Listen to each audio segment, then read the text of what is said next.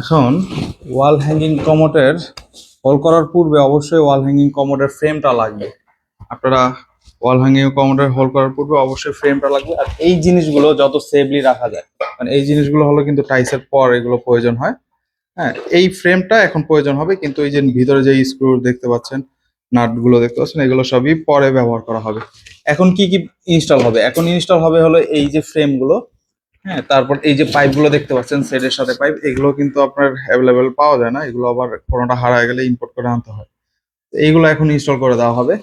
তারপরে এই যে ক্যাপ আছে, এই ক্যাপগুলো এখন ইনস্টল করা হবে। বাদ বাকি সবকিছু এই যে যা দেখতে পাচ্ছেন, এই যে ফিনিশিং কাভারগুলো, এগুলো পরবর্তীতে সব ইনস্টল করা হবে।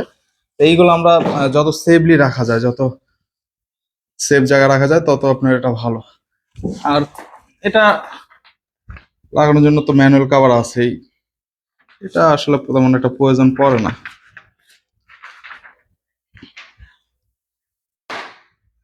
আচ্ছা ঠিক আছে, এখান থেকে 3টা তাহলে নিয়ে নেন।